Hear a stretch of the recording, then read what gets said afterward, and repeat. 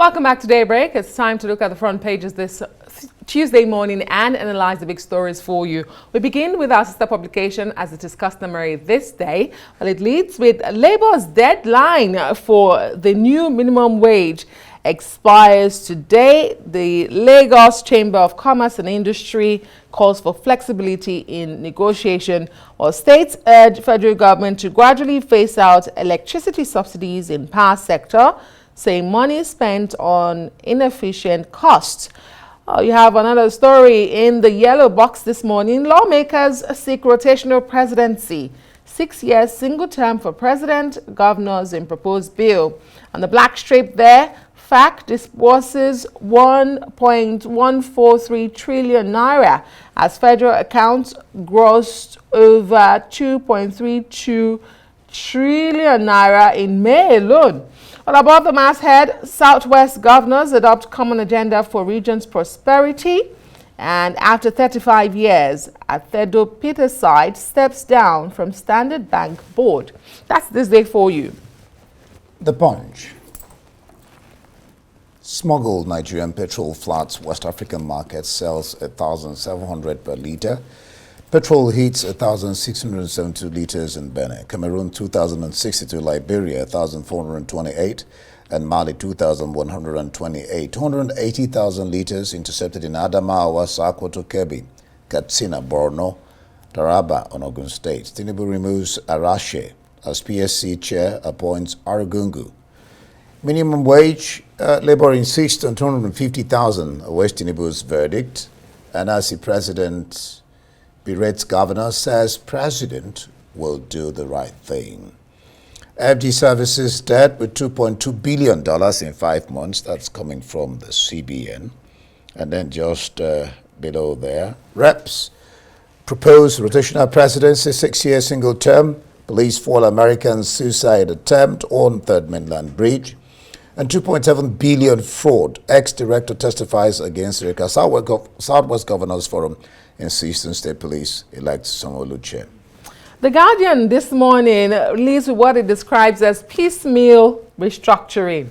Says there is a row as House reviews single 6-year tenure bill after 4 failed attempts. And those who will be involved are pictured on the front page, amongst many others. But Labour insists on 250,000 naira. State governors earn 6.7 trillion naira in 1 year. Is also a story on the front page of The Guardian. The Sports Punch Extra. What a shame. 2026 World Cup qualifier. Benin 2. Nigeria 1. Snares, jeers, and boos. Eagles won't give up. Insists their coach, Finidi. You can see the table there. Nigeria is 5th. Just one team, Zimbabwe, is below Nigeria. And they say Raw laughs last, former Nigerian coach. We will miss another World Cup. Fans lament Eagles' defeat in Abidjan. Minister summons NFF over Eagles' sport display. And Xavi, former Barcelona coach, are in Premier League job. Madrid to snub World Cup. And City want Alonso to replace Pep. You know, I have my comments about the match yesterday, but I think I'll just leave it to Aaron and Jolan.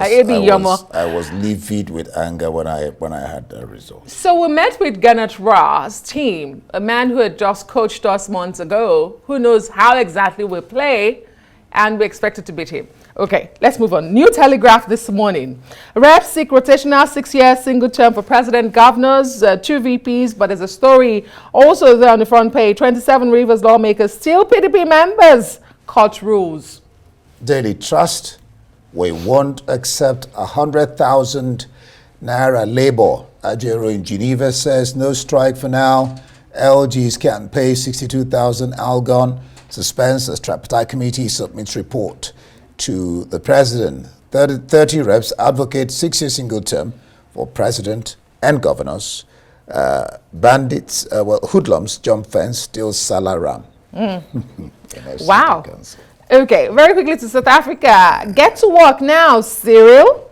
That's the big story on the front page of The Citizen. Get to work now, And in Cyril. South Africa still, Business Day, AU body criticizes Fitch for meddling. DA6 more time to weigh ANC alliance. Let's quickly go to the UK. I think we have the Financial Times this morning. The Financial Times, we can pull up any other paper if we don't have that. The Daily Express, The Guardian. Okay, the Times, Tories offer lower taxes and help for home buyers. Oh, well, The Guardian I just pulled up. They have the same thing. Tory right plans to give Sunak's set of demands if manifesto falls flat. And the Financial Times this morning, the Labour's reluctance to rule out capital gains tax rise stokes investment fears is a big story in the Financial Times this morning. And the I, Sunak pins hopes on NI cut to rescue stricken Tory campaign. Okay, let's bring in Dr. Constance Okoku, who's a social commentator, journalist, and our very own news analyst here on the Arise News channel. Thank you so much for joining us. Thank you, Joshua. Good morning, Andy. Good morning to you. Great. So, lawmakers are seeking rotational presidency, among other things. There's a few members of the House of Representatives yesterday, they had that live press conference. What did you make of, this bill that they are proposing? Yes, this way, there have been attempts in the past to introduce this bill, especially during President Goodluck Jonathan's time. They wanted a single 6-year tenure. But when you look at this particular one, it has been expanded actually. It's more robust. So we're looking at single 6-year tenure for president and governors. And then there is a rotation of presidency among the 6 geopolitical zones. Okay. And then quickly after that is the recognition of the 6 geopolitical zones. We remember that late Dr. Alex Okwema, who was vice president, was the one that came up with the 6 geopolitical zones arrangement in order to give Nigerians, equity and representation of every part of Nigeria, so that you don't have to say, we don't have a state. You don't have a state, but you are in a region that is represented. So there will be recognition in this bill. And then after that also, they are seeking also to make sure that you have 2 vice presidents, one from the north, one from the south. One of the vice presidents will be by accession. That means when the president is incapacitated, he can take over. The other vice president will be in charge of the economy. There are a couple of other things. There is also local government financial autonomy. They want to make sure that that is achieved in this bill. And what else?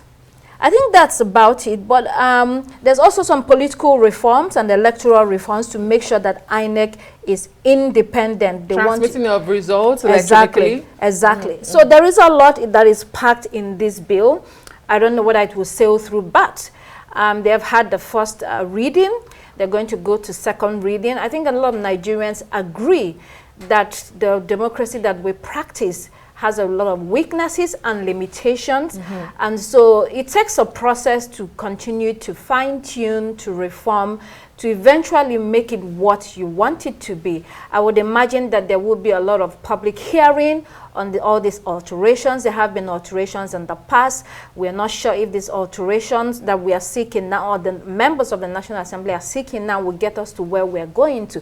But at least they've opened a new discussion on the things that are very important in trying to advance the country. So we'll see how it goes. I think it's quite a bit of time, to go from here. All right, the Punch has quite some interesting stories. One, smuggled Nigerian petrol floods West African markets, sells at 1,700. About 280 intercepted in Adamawa, Sokoto, Kebbi, Katsina, Borno, who are responsible for smuggling this petrol.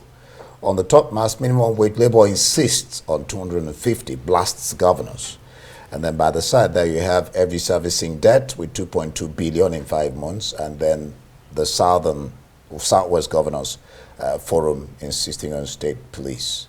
Yeah, so to Labour, there was a tripartite committee, 37 members that was set up to negotiate the wages and then get back to the federal government. That committee has concluded negotiations and they have submitted the report to the Secretary to the federal government. I think he would then have a meeting with President Bola Tinubu to say this is what we have agreed. Well, there isn't an agreement for now.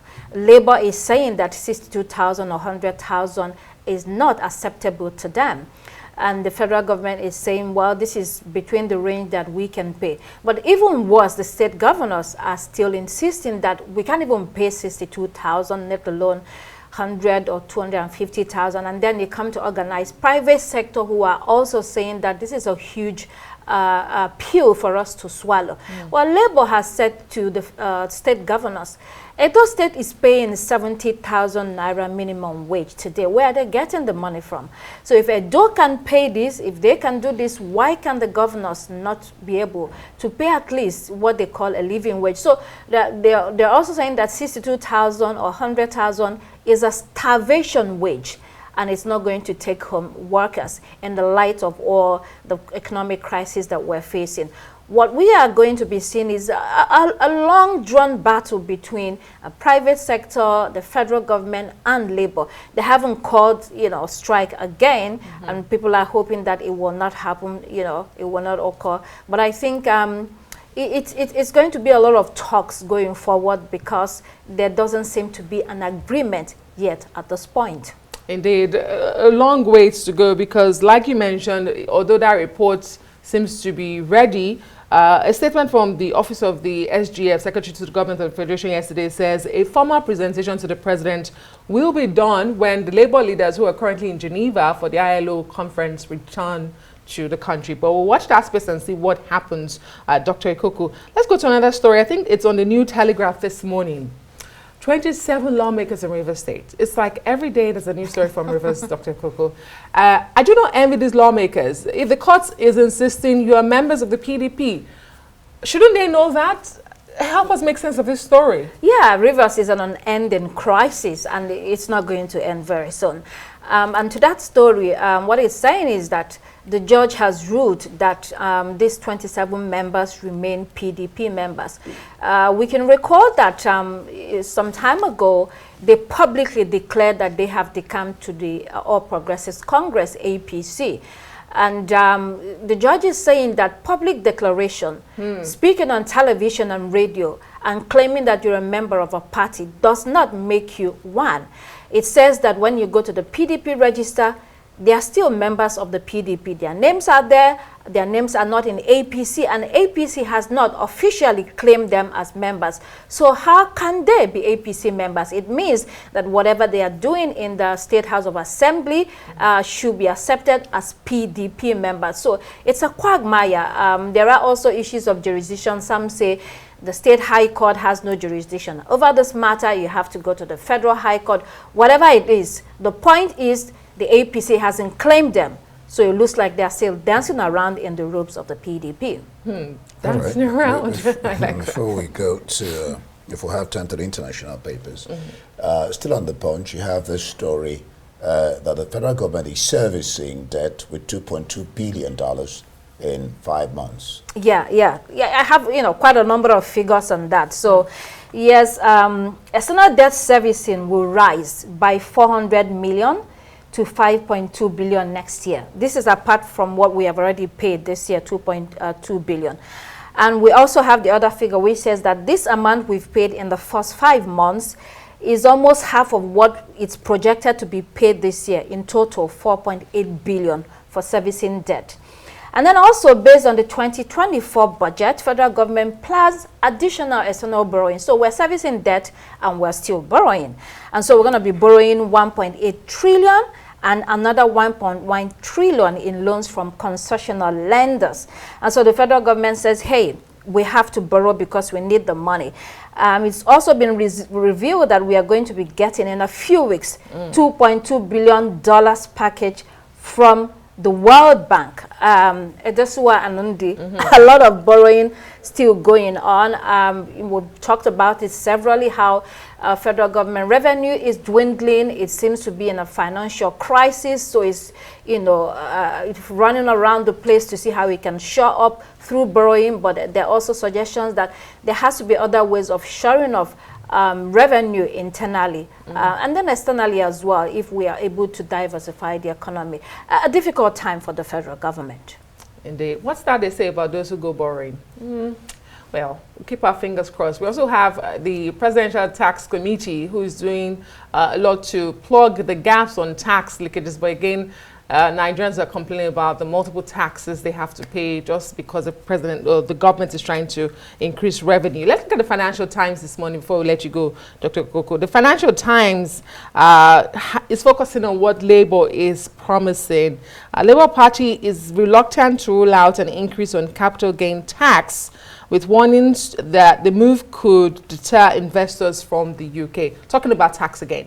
Yeah, taxation. So it's election. Yeah, the election will hold on July 4th, right? So every party in the UK is trying to see, that they gain more voters. And then there's also the other important story that talks about the Tories, literally jittery at this point. It looks like the campaign of Rishi Sunak, the Prime Minister, is faltering. So what they have been doing online since last Friday is that they have spent about £12,000 on Facebook and Instagram ads, and they have launched about 40 ads, and in those ads they are telling people not to vote for the Liberal Democrats or the Reform UK, because if they do that, they will be handing victory to the Labour Party. And some are saying that, ads such as this, looks like the Conservatives conceding defeat already. Remember also that Rishi Sunak left the D-Day celebrations very quickly the other day for a TV debate. Exactly, and that has not done any good to the Prime Minister. And I think it's also affecting his campaign, because some of these things are very dear to the hearts of the general public in the UK and Europe, as a matter of fact. So a bit of struggling for the Conservatives. It looks like the Labour Party is gaining ground, and we'll see how that goes. But campaigns are in high gear in the UK. All right, we'll leave it there. Thank you so much, Constance. You're welcome. Well, that's the press review. For more, follow us on Twitter, The Rise TV.